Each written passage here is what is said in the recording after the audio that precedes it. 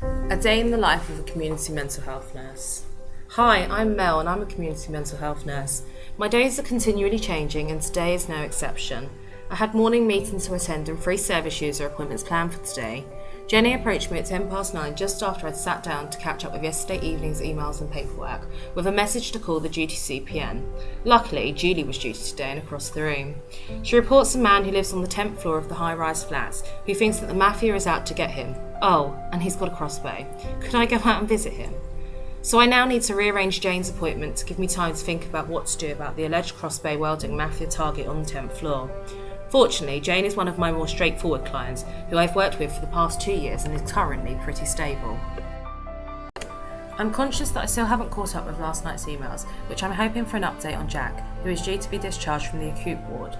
Nothing yet, so I grab a much needed coffee and head for the morning meeting, but even this isn't as straightforward as one would like, collared by 2 colleagues wanting opinions on some of the more complex cases and one who wanted to know the best carrot cake to get for his daughter's birthday. I feed back on my previous week's caseload and make my excuses to leave the meeting so that I can go and find out if Mafia Man is a new or a previous client of ours. Turns out Mafia Man is Bob, who has been known to the service for a very long time, but I haven't seen him in 7 years.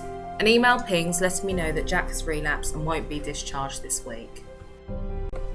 I approached Jenny as she's been working in the team almost as long as me and has made previous visits to Bob. Since Bob hasn't actively been in service, a newer risk assessment will be needed, and with the information of the crossbow, I'm not prepared to visit on my own. I mean, don't get me wrong, through my years of being a CPN, I've become desensitised to bizarre situations and obscure stories. Violence is extremely rare, and my clients tend to be the nicest people you could meet. In truth, the job of a CPN can be pretty neutral and lacking in the high drama everyone expects. More often than not, any violence displayed is towards themselves, not to me. With that said, and with the description of how Bob is presenting, it is better to be safe than sorry. I check the time and it's already 10:21, so I grab my paperwork and tell Jenny I'll meet her in the car. She is just wrapping up with work, so that gives me time to tell Derek, our line manager, of the change to my scheduled day and the address that I will now be attending with Jenny. Has been severely self-neglecting. His clothes are ragged and torn and there is a strong aroma of urine and feces coming from his apartment. Bob stands rigid in the doorway, insistent that we cannot come in. He states that he is well aware that the Russian mafia has sent us. My gut concerns are rising for Bob's well-being. He is diagnosed with schizophrenia and seems to be suffering a psychotic episode. Jenny reads my mind and excuses herself to go and make the call to the crisis team. He seems very disorientated and extremely distressed. He is unable to stand still and continually looking around. Thankfully, Bob lets us in. I'm consciously looking for a crossbow but don't see any evidence of it. As we enter the front room, the reason for the stench becomes evident. The chair is saturated in feces and urine. I explain why we are here. Bob seems unable to process this information and continues in an almost chant about the immediate threat of the mafia. His mindset seems fixed only on this. I ask Bob about the crossbow. He mumbles something that is incoherent. My heart beats a little faster and I begin to talk to Bob about his fears of the mafia and when this all began.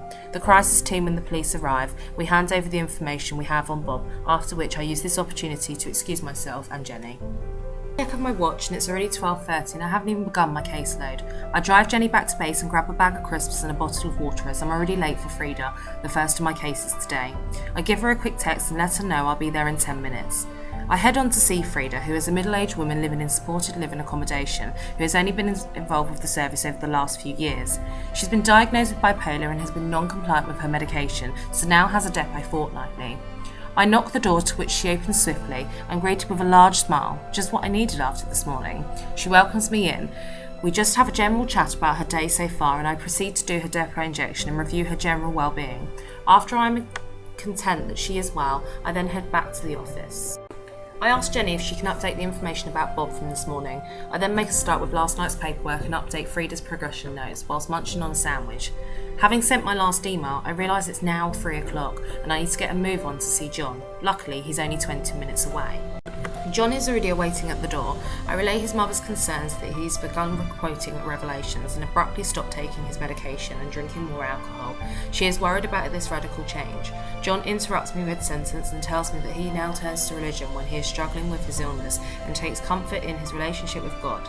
He proudly tells me that he attends church on a weekly basis.